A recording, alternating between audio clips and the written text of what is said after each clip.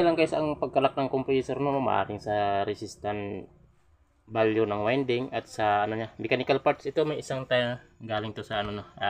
Ibuksan ko to para malaman ko kung anong sanhi ng pagkalak niya na ano ko no, grinding ko no. Karasa talaga to ng overheating ito. Yan, naputol-putol ng tali niya sa winding no. Yan. Testingnan natin ikot ang ano niya. Itong piston. Ayan nga guys, matigas. Ibig sabihin ito ang sanhi, ang mechanical niya, bakit siya naglalak. Yan guys, ang tigas taas. Buksan natin guys, para malaman natin. Buksan natin itong 4 na tornilyo. Yan guys no, para malaman natin ang iba't ibang sanhi ng ano, pagkalak ng compressor.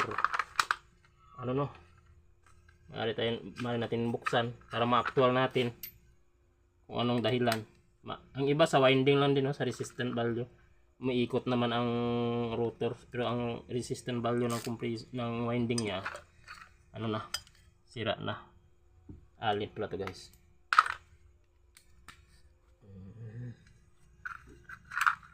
Yeah. Ini kasi yan, kasi na guys. Tingnan natin to kung ano bang naging sanhi ito.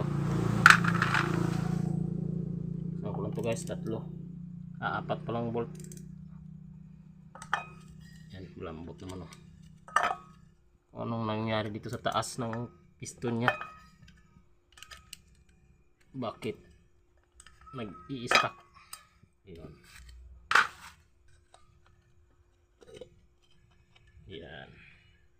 Yan. Pero ito guys na. Yan, may ganyan siya. Yan nga guys oh. Yan, ang flapping valve niya. Nabali. Yan. Sanhi ng pagkalak ng piston na hindi na masagad no.